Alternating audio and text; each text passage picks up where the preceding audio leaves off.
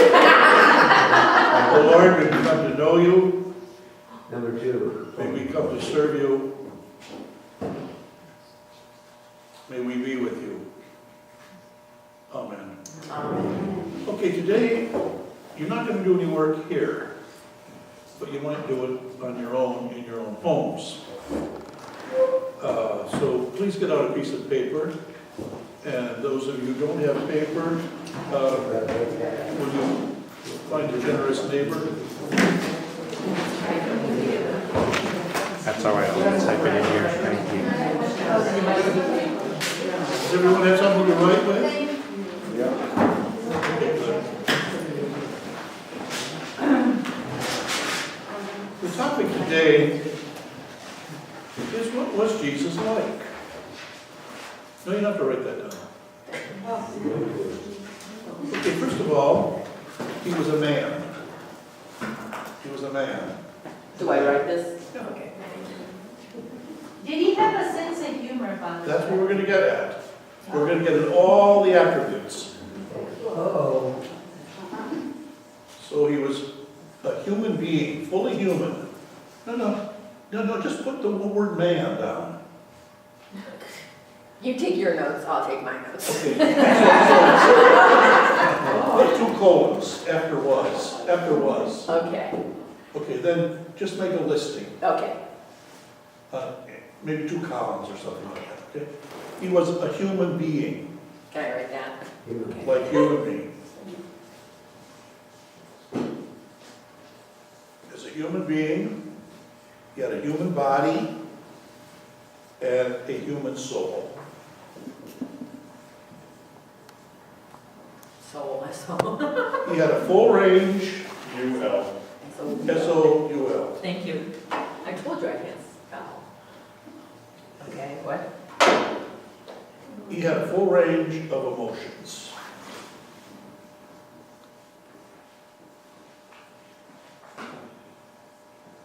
To illustrate,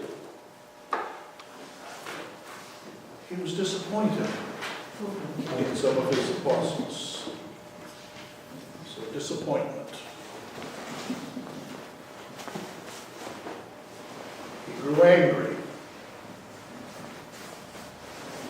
with the money changers of the temple. He grew irritated with the scribes and the Pharisees.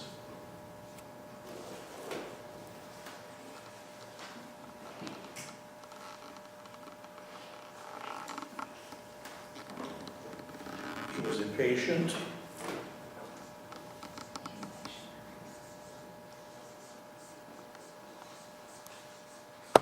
He experienced hurt with infidelity or a lack of gratitude.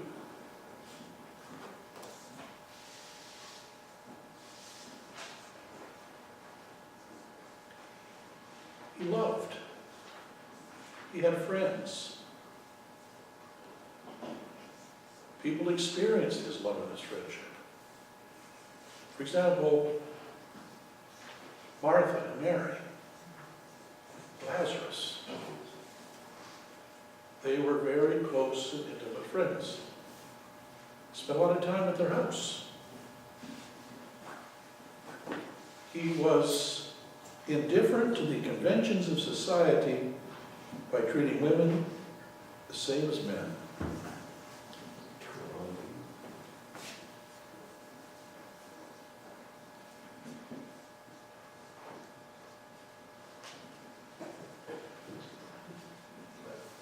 Those people, like Mary and Martha and Lazarus, but that was family, too. They were a family, but he was a friend of the family. But he was family, wasn't he? No, he was a friend of that family. They were not related to him biologically or any other way. They were only related to him By marriage. no, by their friendship. Really? Martha, Mary, and Lazarus were very good friends. and their home was in Bethany, and he spent a lot of time there. He was compassionate.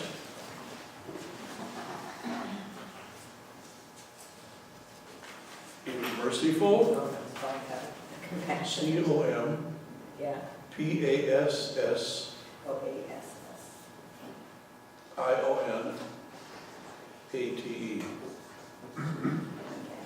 And merciful.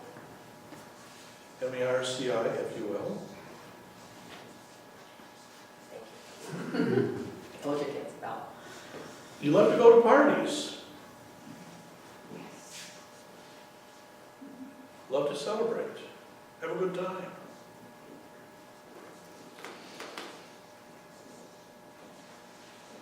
Love to be with people. But he also liked to be alone sometimes. Very happy balance.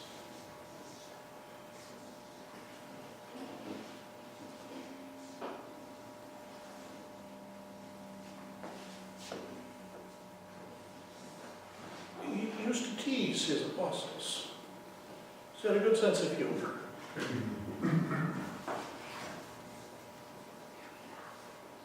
Like Peter, called him the rock. He was about as constant as a chameleon. He wasn't constant at all. And Jesus, by calling him rock, was just poking at him, teasing him. And he loved James and John, but they had terrible tempers. And he used to refer to them as sons of thunder, or Zoragenes, sons of thunder, teasing them. They were ambitious, they were pretentious, they wanted to go high places in this kingdom that Christ was establishing. And Jesus said, no way. So he did not show favoritism.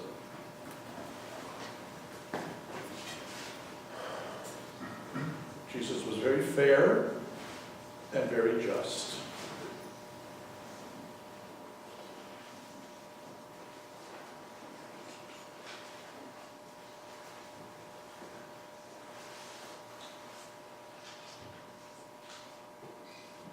Jesus looked good. Handsome? Jesus was handsome, and he was well groomed. Just because he was poor didn't mean that he had to look like a crumb bum or a slob. He himself said that when you fast and do penance, you do your hair up and you wash your face and you oil yourself and anoint yourself and you wear nice clean clothes, because the custom among the Jews, other people too, was when you pray, fast, do penance, that you look miserable because you're feeling miserable, and you're letting everybody know about it too. Oh, I'm fasting today. Oh, so Jesus said, keep your deeds of goodness secret. And your Father who sees will repay you, but if you brag or boast about how good you are, or how penitential you are, or whatever, how charitable you are, you've already earned a good portion of your reward here on earth. And it's not any kind of a bargain. But we have every reason to believe he was well groomed, dressed well, because ordinarily the criminals who were executed, they took their garments and just made them into rags, and you got rags from their clothes. But Jesus' garment, they cast lots, gambled for it because it was such a good piece of material, so good looking. His outer garment.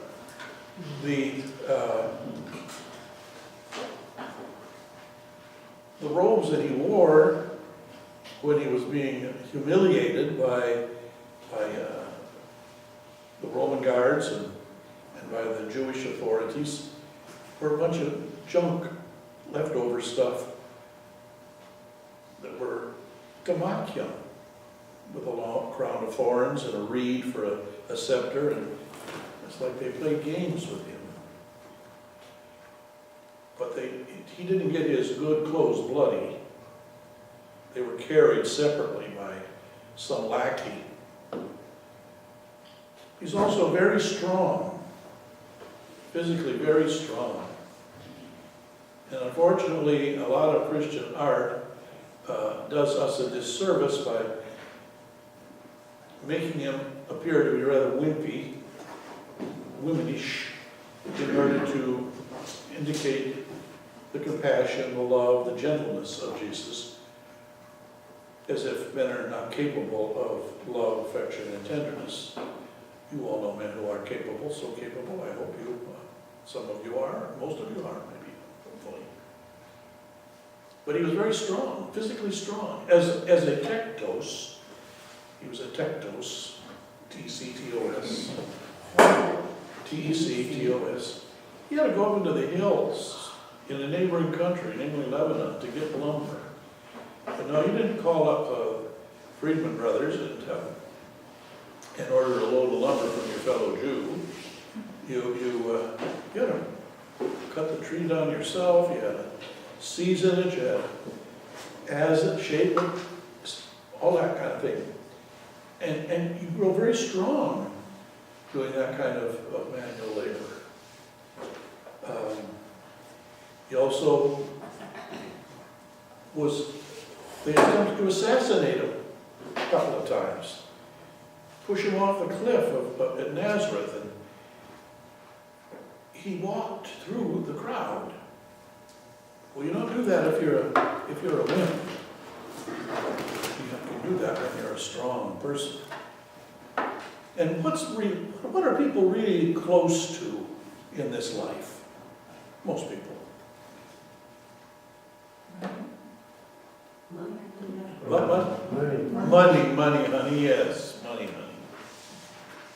So there were these operators in the temple who were giving kickbacks to the temple authorities and cheating the people. The rate of exchange was not the rate of exchange. They were getting a discount, and it was a crooked operation to begin with, and Jesus lost his temper and pushed over their tables. There was money flying all over the place. Let the birds go, the doves go, set the sheep and the cattle free, and shouted at these merchants, and they didn't come after him. They did not come after him. Why? Because he must have had two things: physical strength and a personal power of leadership, a magnetism that was undeniable. There are some people you just don't cross. Maybe you run into those people in your life. It could be your wife, for all I know, but or your husband. You just don't cross them because they're very strong human beings. Maybe it was your father. So you know what I'm talking about. He's a very powerful man. He's truly a man. Okay, there's also this notion that Jesus, when he was crucified, when he went through his passion, that he didn't let out a whimper. That's nonsense. That's ridiculous. That's anti-incarnational.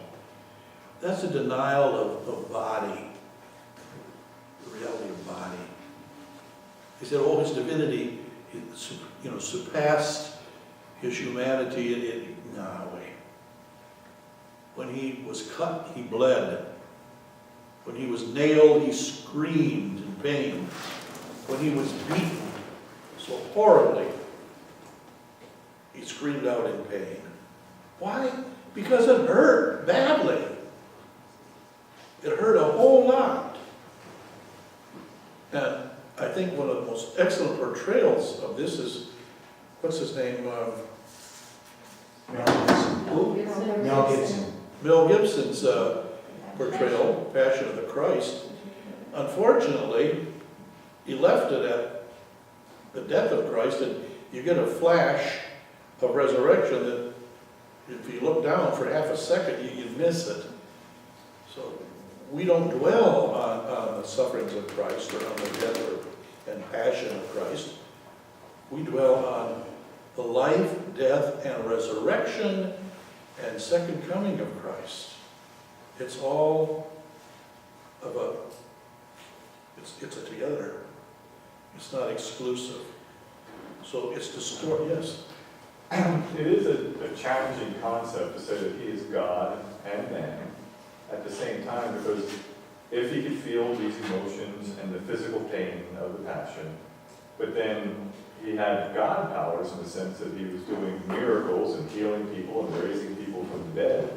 So it's kind of hard for us as humans, or at least myself, to put those two together. Separated out. That he's got God powers as human and feeling all the same things that we do as humans, but yet performing God miracles.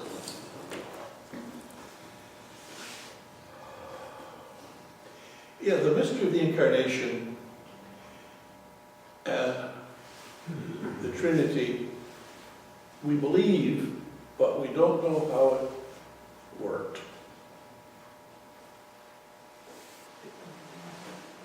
Don't you think that we should understand it because we are human, and therefore God is human, or Christ is human? And now we have to move on beyond the death and through the resurrection and the manifestation of Jesus Christ. That's correct. And so, St. Paul is very resurrectional in his theology. And Jesus was transformed, and his divinity was fully manifest after the resurrection. He was recognized and he wasn't recognized, that sort of thing. He was the same, but he was different. But the thing is that he was raised by the Father. He also manifested his divinity at the Transfiguration, when he and Peter, James, and John went up the mountain. And they were going there for a fun time, a camping trip. Another thing, Jesus enjoyed the outdoors, recreation. Like to go in the water, boats and water. But all of a sudden, he was transformed. He was glowing like no one had ever seen him glow. And the three were so startled that they didn't know what to say or how to act. He said something stupid like, should we make 3 tents here, one for you and one for Moses and one for Elijah? They didn't know what it all about. But Jesus said, don't tell anybody about this until the Son of Man is risen from the dead. But who was transformed? Peter? Jesus. How can Jesus be transformed? Because he is it. No, this was before the resurrection. It doesn't matter to me. No, Jesus was transformed before the death and resurrection. The transfiguration on the Mount of Tabor was pre-death and resurrection. So he did manifest his divinity. And he also... But he manifested it to the other people that were there. To those three. Him. To those three. Yes. Or the Father manifested it To to them through him by transforming him, at least temporarily, momentarily. Okay. And Jesus, all power comes from above, okay? Jesus said that to Pilate. And so the power that he had to heal, to raise the dead to life, is divine power.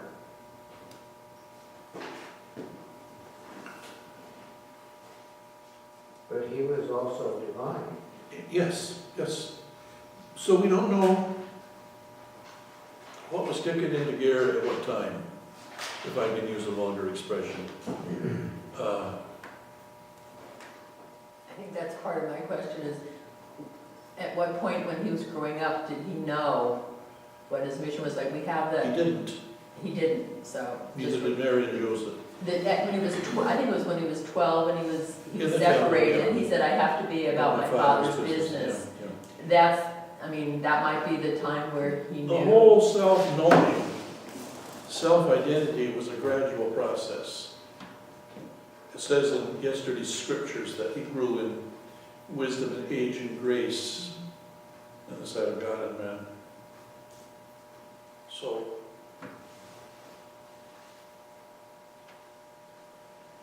but if we could understand the incarnation of the Trinity, then we would be equal to God.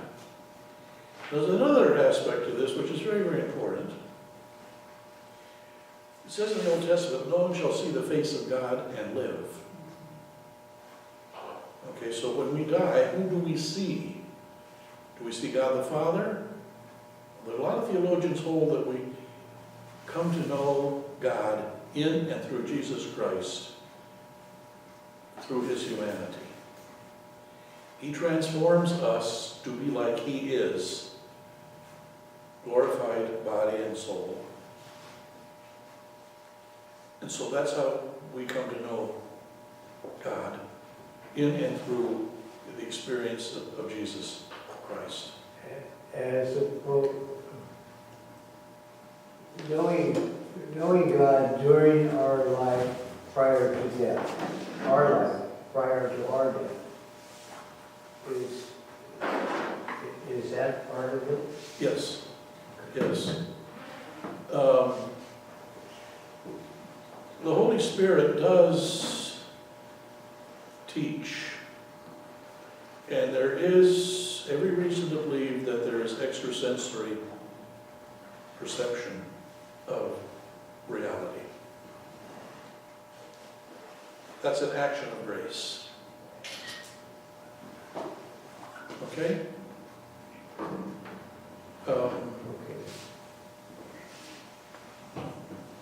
But in the early church, you had groups of people who were so whoop-de-doo about the divinity of Jesus to the detriment of his humanity.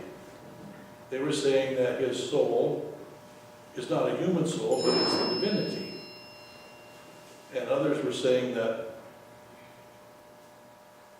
he didn't have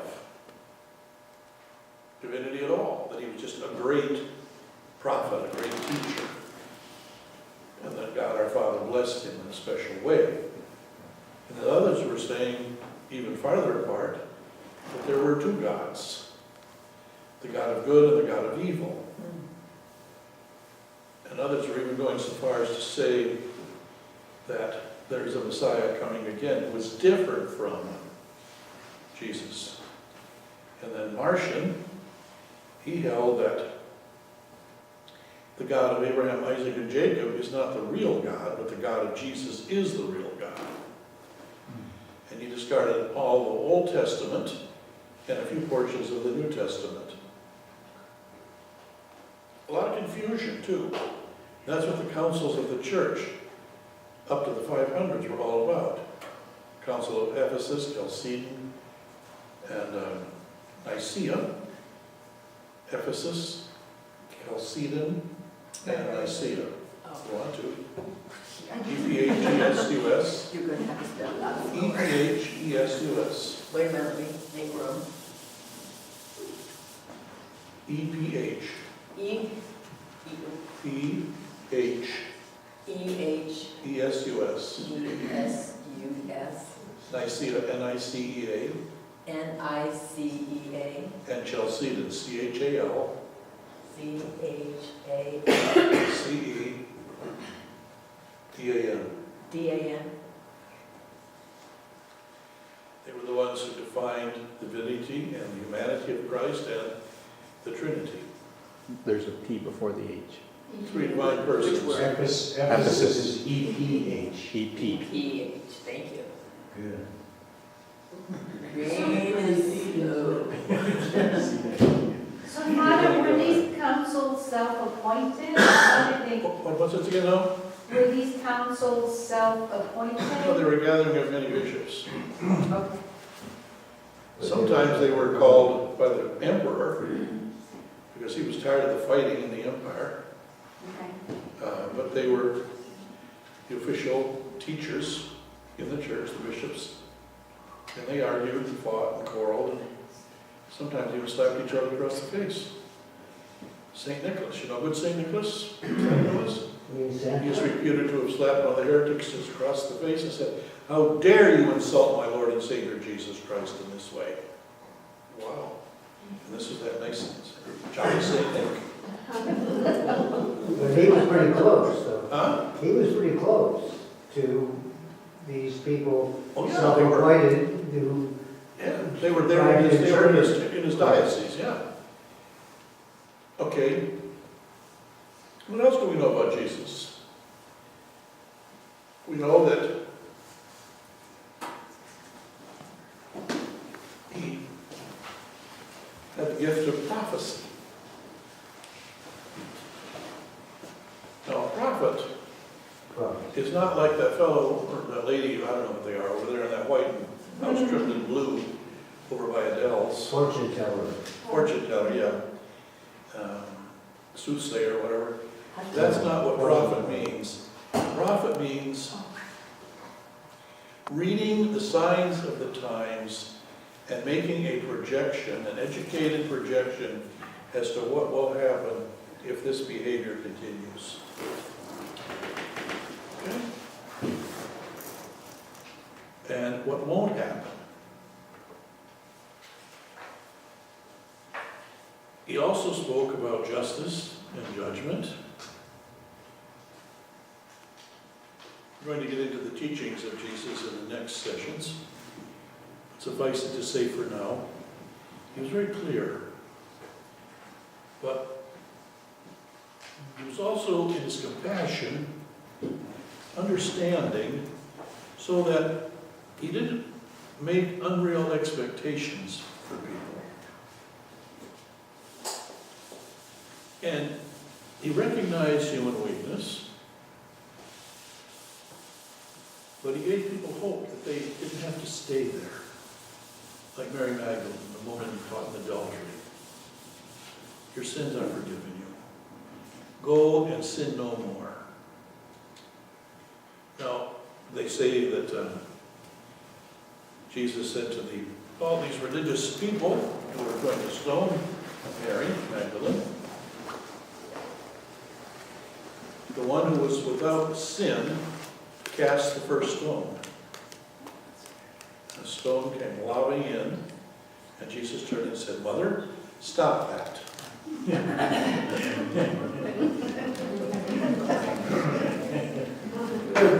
Huh? I don't believe it. No, it's just a story. It's a joke. It's a joke. You can put that down. No, I've heard it before. Really? I've heard it. Mother, sometimes you really piss me off. You know? Yeah. So Jesus also had a closeness to his family. But they also didn't understand him. They didn't understand his mission. They came to take him away. Because they thought he was making a fool of himself. So they came to take him away. Didn't his mother Mary realize that he was a special child? No, she realized he was special, but she didn't know any of the details. And as it unfolded, when Jesus was crucified, she was devastated.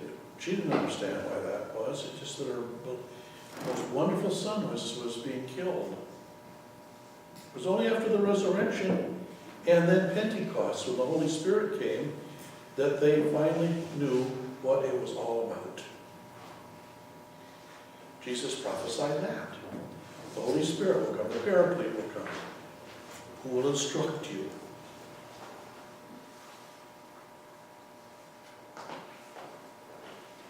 Now, Jesus was kind of peculiar.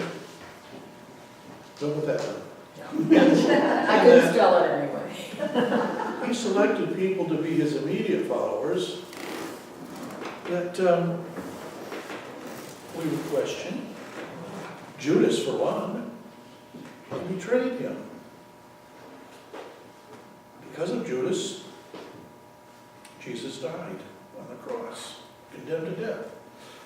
And Jesus said of him, it would be better if he'd never been born. So, another instance is with the Garden of Olives. It's a recreation place. It's a park, like Golden Gate Park. Lovely place to be. Jesus hung out there with his followers. Sometimes he would spend the night in this beautiful, beautiful garden. He was there with the apostles many times. But that's also where he endured this tremendous spiritual anguish, where it was such a high anxiety that his sweat turned to blood, a bloody sweat. That is high anxiety. Knowing what was going to happen. And he pleaded with the Father, Father, if it's possible, let this chalice pass from me. But not my will, but yours be done. And I don't understand why Jesus had to die like that. I don't understand why the sacrifice was so necessary. And there are people who say, what kind of a father is that? That he would have his son die to satisfy all the sins of the world. He's a loving father. I don't get it. But on the other hand, death is not a permanent institution. It's a momentary passing to greater and other and better life. Hopefully for all, but maybe not for all, but for many, most. So Jesus identified with us in our humanity completely. We talk about all these other attributes that we have too, that have been erased. Some have been put into. I would have turned the page if I could. Yeah, I know you could, but we're limited here with the Lord's. But death is one of those human situations. There's nobody in this room who isn't going to die, whether you like it or not.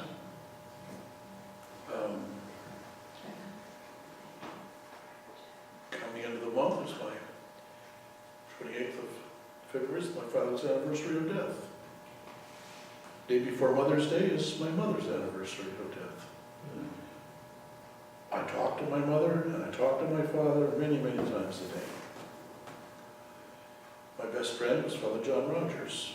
He committed suicide because he was falsely accused of sexual misconduct and the bishop would not believe him. And he was just destroyed. Just crushed, destroyed. I talk to John many, many times a day.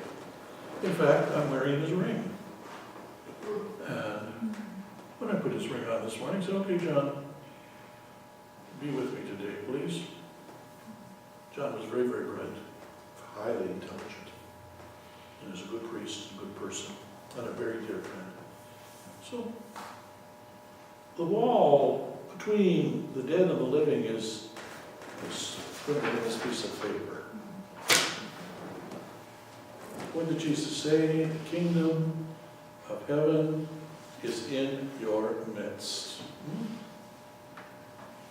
But we can't see it.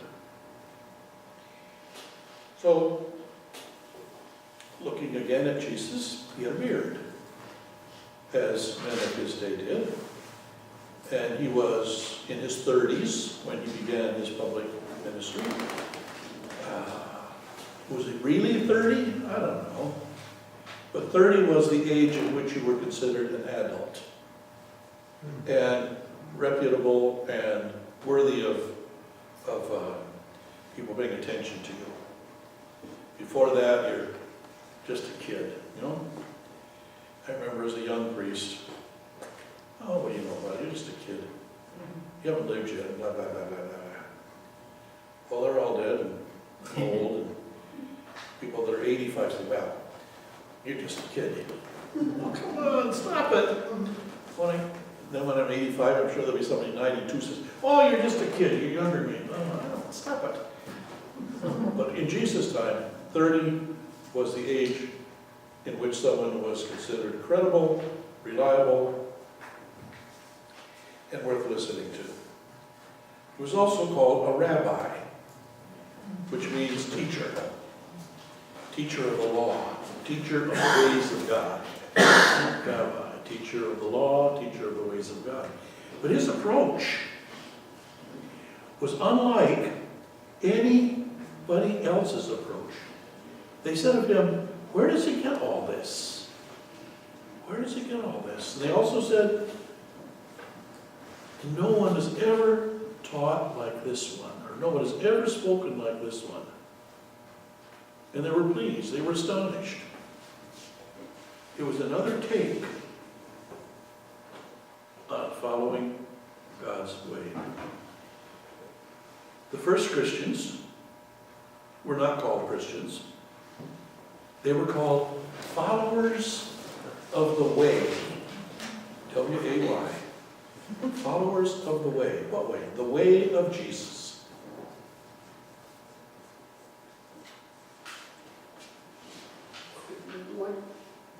All the things, if you go back about, the first, second or third meetings that we had all these prophecies or references to the future. Yes. What happened there? What happened to what? Nobody realized what Jesus was. A lot of the prophecies were realized by the believers of the way. But to the Jews, majority of Jews, they could not conceive of God becoming man. So they ignored these prophecies or neglected them or wouldn't deal with them because it just can't be. They're still waiting for the Messiah. But they have tailored the Messiah to their own perception of Messiah. So, Was it misrepresented? Or, the rabbis were supposed to be the smart teachers. that is correct. And therefore, the smart teachers read and understood that part. They were very protective So it of was their wrath tradition. and It was a turf that sort war. of stuff. It was a turf war that went on between them and Jesus. But the understanding of the coming of Jesus, of the Messiah, They had their would be notion. very- would be They had their very notion. wonderful. They had their own notion of how he would be. For example, they didn't pay any attention to all the prophecies with reference to suffering, pain, and death. They just overlooked that completely. It's not applicable, and they didn't see how it was consistent or anything else. So would they?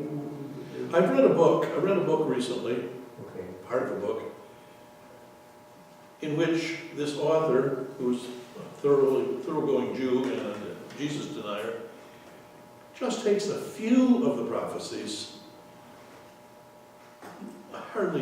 it's not exhaustive list of prophecies at all, it's just a very few prophecies, and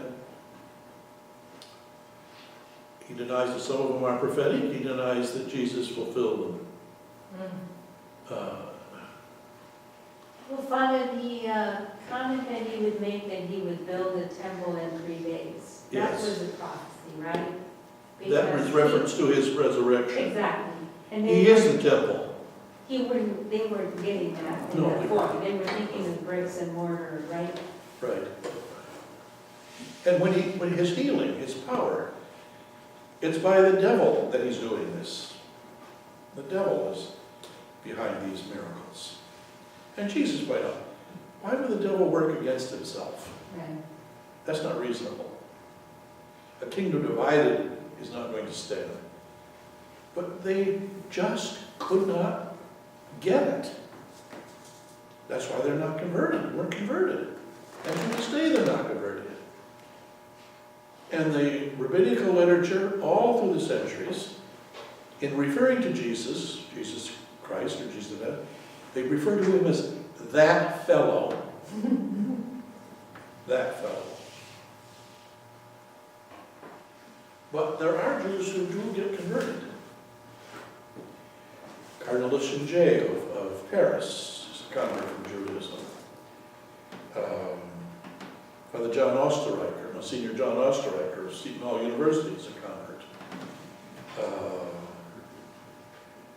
There are others who are converts from Judaism to Catholicism. And they retain all of their Judaism, and they add on Catholicism. There's nothing in Catholicism which is incompatible with Judaism.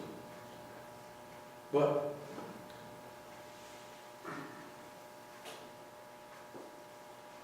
people are protective of their turf. We see this going on right now in our church. There are a whole lot of people in the pontificate of Pope John Paul II and Pope Benedict who have derailed the movement of the council. And I firmly believe that Pope Francis is putting it back on track, putting us back on track. But there are people that are very protective of stuff from the past. It's irrelevant. It may be beautiful, but it's irrelevant. There's no pastoral necessity for some of this stuff. Isn't it more selfish? I would say just simply protective. Just simply protective. I go one step further and say it's very selfish and almost criminal. I find it very annoying. Well, criminal. Crooks are a bit annoying all the time. What's that? Let the tires out, the air out of your tires, they steal your Yeah, I know. This is more annoying than that. Okay. This is chronic annoyance. Because they're not taking the air out of my tires every single night. Okay. They haven't done that in a long, long time. But, okay. So Father, in one of the lessons that you gave us, Ann and I were talking about the differentiations of the Son of God, where Yes. it's As referred. opposed to the Son of Man. Yes, and Son of God, in the stories that we were reading, it was actually Satan who was referring to him as Son of God. Yeah. And the children that were possessed, he didn't refer to him as rabbi or teacher, he called him Son of God. However, when Jesus introduces himself, he calls himself Son of Man. Is that because he was That's walking a fine line? No, that's better. Son of Man is a divine personage in the Old Testament, and it's far more potent than Son of God. Why is that one? It's far more potent, it's far more powerful an expression than Son of God. It's really, really good stiff stuff. Son of Man. The Son of Man in the Old Testament was a mysterious, divine figure. A being with divine properties. And that's how Jesus referred to himself many, many times. It's to be us as well. I mean, everybody's us. So Son of Man, being man. Son of Man, Son of God, both indicate divinity. But Son of Man is a stronger indicator of divinity than Son of God. Because it's inclusive. Yes, and because it's in the Old Testament as a divine personage. But see, Jesus Christ is Messiah. He did not fulfill their expectations. They were looking for another one. They were looking for an earthly king. They were looking for somebody who would lead Israel to victory over all their present and former enemies. Kick butt. Kick butt on the Romans, on the Persians, on the Philistines, on the Greeks, on anybody else who had ever, Egyptians, anybody who had ever oppressed them, the Jews were going to triumph over them. It's called Zionism. And that's one of the reasons that Judas walked, because he was one of these folks that wanted the establishment of this kind of an earthly and powerful kingdom. He was a radical demonstrator, okay?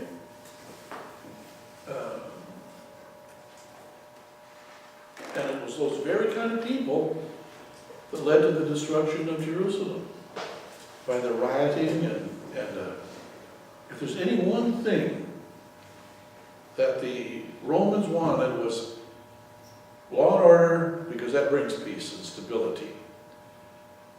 And so the religious leaders and the civil leaders of the Jews themselves didn't want anybody or anything upsetting the apple cart. So they saw in Jesus the possibility that the Roman peace would be violated, and then they would all be punished, and it would all be rough. It's another reason they didn't accept him.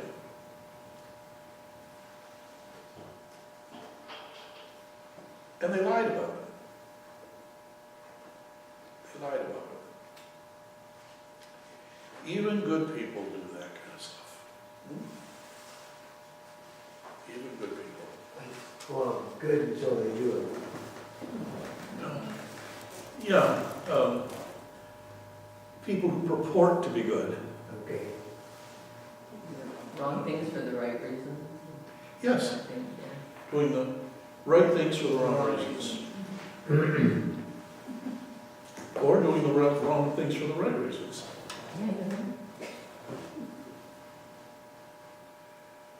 The wrong things they did were to protect their sacred teaching that God is one. One God. Not three divine persons, one God. That's very sacred. That was their mission as God's people. The teaching that they had to preserve. There is one God.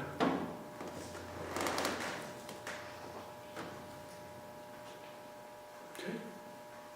As opposed to the Holy Spirit in Jesus Christ.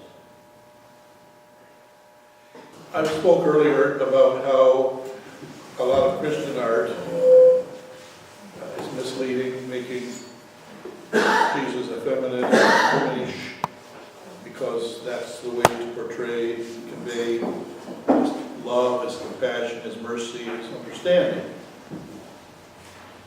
Okay, but what did he really look like? Well, we have three sources. And the best source, of course, is the Holy Shroud. Holy Shroud of Turin. And that is called Veronica. True icon. Veronica. Not the lady who held her towel up or veil up to Jesus' face. That's legend, that's myth. But the Veronica was the wrapping cloth that went from above the heels, the toes, up over the top of Jesus and then back down again. And then he was all bound up with windings, to hold it all in place. And there was a separate cloth for his chin, tied around her to keep his mouth from drooping. And they put Roman coins covering his eyes. Where? Covers them. Roman coins to cover his two eyes. And they've examined this shroud, the Holy Shroud of Turin. And it was in a fire. And the fire melted some of the lead of the casket. The only part that showed to the public was the head and face of Jesus. The rest was all wrapped up in a bundle. So they've done all kinds of testing, carbon testing and this, that. And they've tested both the repairs to the Holy Shroud, and they've tested the other major part of the fabric.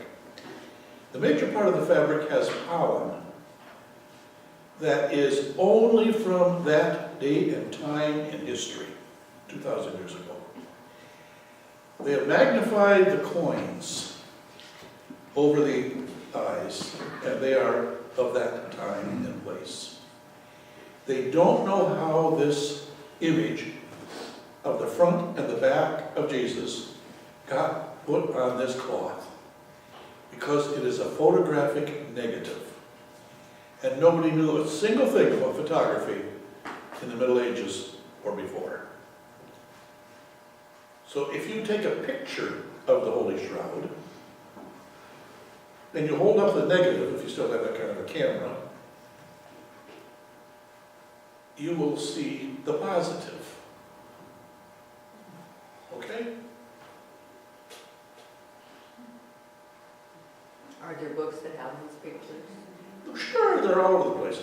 So those of you who have access to the internet, look up Holy Shroud of Turin. Could you spell those? Turin. T-U-R. I-N. Oh, that's close. Have you gone to see it, Father? No, it's only Shroud, is that close? S-H-R-O-U-D. S-H-R-O. S-H-H-H. S-H.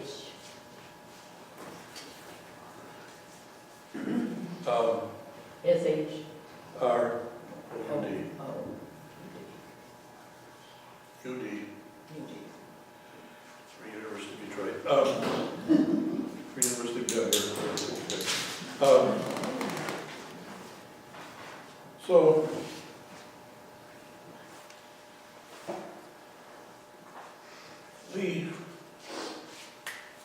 a lot of the Christian art from the earliest years was modeled after the Holy Shroud. You have a picture of it? Mm-hmm. Can you put it in In the camera? yeah. Okay.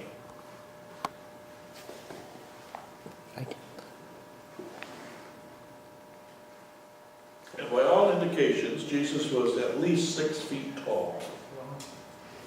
Very strong. All the marks of the crucifixion are there.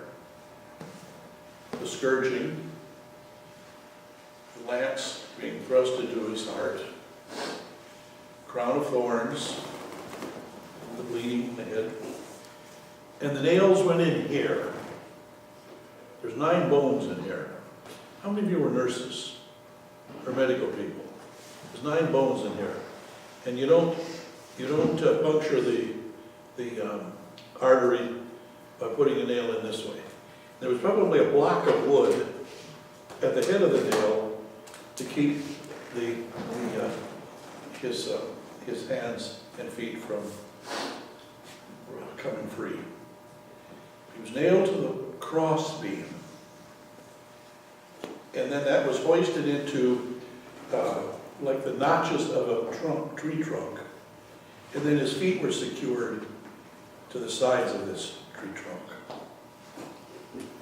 He loved this railroad tie type of beam from the place of condemnation to a hill, small hill outside of town called Golgotha or Calvary. Again, he'd been thoroughly beaten, in a state of shock. His wounds were certainly not tended. He was deeply, deeply hurt, physically and emotionally, rejected by everybody, even his closest followers, except for John, his mother, one of his sisters, and Mary Magdalene. Everybody else took flight. Imagine the hurt. Imagine it.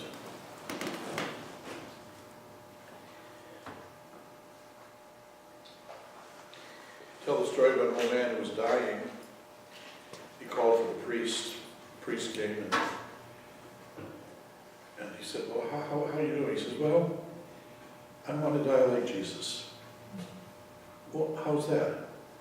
Well, there's my son on this side and his lawyer's on the other side, and I want to die like Jesus between two thieves. I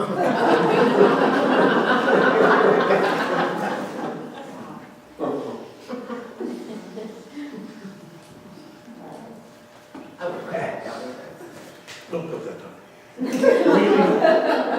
No, Jesus really did die. He didn't enter into a swoon or a coma or something like that. He was dead. He was drained of blood, died of asphyxiation, because you try to put your arms out like this for 3 to 6 hours and see how well you breathe. And he was also in a state of shock from the terrible punishment that he had received in the days preceding. But it also is indicative of how strong he was. Most people who were executed in that way died as a result of the scourging. And many died on their way to the cross. But not Jesus. The two bandits on either side were not treated like that. They were simply tied to the cross. And since they didn't die right away, their legs were broken so that their being there would not violate the Lord's Day and the next day, the Sabbaths, Friday and Saturday. They just killed 3 people. It was more important for them to observe the Sabbath. Jesus also told the parable of the Good Samaritan. The priest and the Levite passed by a man who had been beaten and left for dead because they had their duties to perform in the temple. But it was a Samaritan, an outsider, who was compassionate and merciful and stopped and helped. And so Jesus said, it is mercy and compassion that I want, not sacrifices in the temple, not these prayers. You gotta help people. So when somebody comes and says, Father, I need to go to confession. My wife was sick on Sunday and I stayed and took care of her. Mm-hmm. Well, it would be a sin, dear, for you to have left your spouse to go to Mass when he or she needed your help. People get all caught up in little rules, little regulations. You know?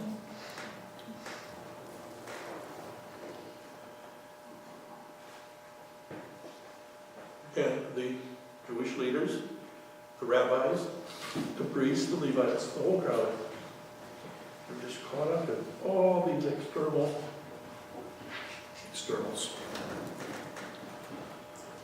Did you have your hand up? Oh, that's all right. What? I was just shaking and cold. That's all. Are you cold? Yeah, I'm always cold. Oh, I'm warm. But I got another shot today in my knee.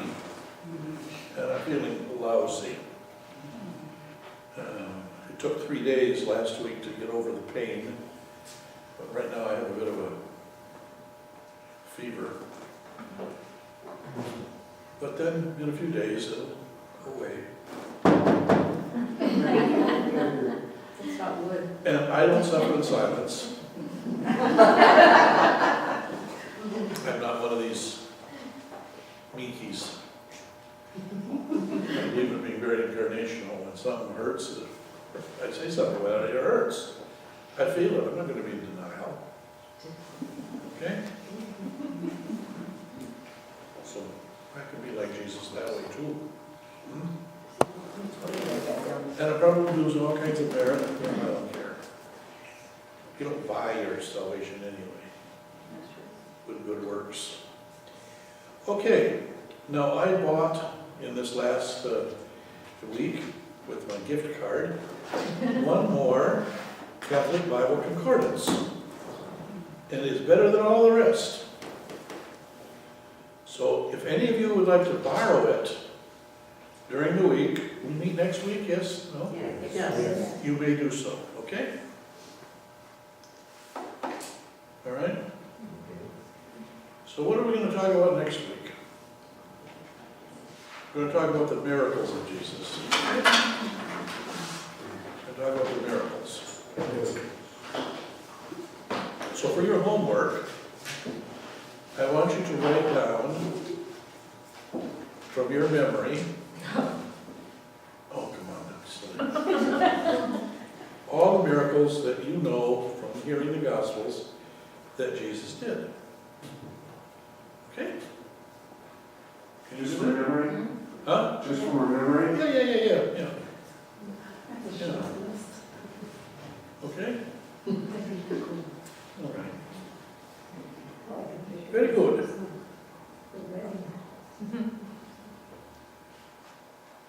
The memory ain't what it used to be. What? The memory ain't what it used to be. Jesus also liked to be thanked. We find that out when he did miracles of healing. They just went their merry way and didn't thank him. He made a remark about that. How many of you have given gifts that nobody ever said thank you? Grandchildren. Yeah. So take and don't. Children. Huh? Children. Children too? Yeah. Okay. Any questions or concerns? Got 5, yes. You said there were 3 ways we know what Jesus looked like. And you Oh. said, There's another veil. It's in bad shape though. And it's in Italy. That could have been a face cloth, okay? And the third is, of course, we don't know what St. Jude looked like, but when he went into Iran, or Persia, and Mesopotamia, and Chaldea to do his missionary work, they asked him, what did Jesus look like? And he said, like me, because they were related. But we don't know what he looked like, so. Okay? Is that St. Jude the, Not Judas. This is Jude Thaddeus, the one, the patron of impossible cases. impossible? So were they cousins? Who? Jesus and Jude Thaddeus? Yeah. Yeah, they were related. I have a story about that. He shut down because I don't want the story to broadcast. I can edit it later. When I was in Occidental, one of my parishioners was Tom Golden, who had that secondhand store and nursery in Freestone. I know. And he's dead now. Yeah. But he and Doug Bosco and a bunch of people were very good friends. And one Sunday afternoon, Tom called me and said, Father, do you have any novena prayers to St. Jude? I said, well, Tom, he used to be a Trappist monk. Did you know that? No. Yeah, he was a Trappist monk for a number of years. A brother, but not a priest. I said, well, I've outgrown that kind of spirituality, saying novena prayers and all that to saints like St. Jude. He said, Father, this is very important. Please look through all your old stuff and try to find some novena prayers to St. Jude. It's really very, very important. And so I said, well, this does mean a lot to you, doesn't it, Tom? He says, it certainly does. So I rummaged around all my stuff, and I came up with some prayer cards, novena prayers, and this and that to St. Jude, patron of impossible cases, hopeless cases. So I called him up and I said, oh, I've got some. I'll be right over. Okay, so I'm a curious sort. So I said, well, what's this all about?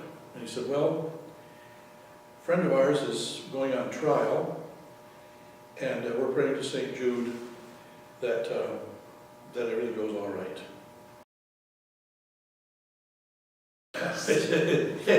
It's going to take more than St. Jude to get that lady out of her fix. But guess what? Guess what? I got a little slap on the hands, and I was in. She had to take care of her mother for a month or some deal like that. Really, really easy. Wow. So it's- you're giving me a reconsideration. Just send checks to the church. What's that? Just send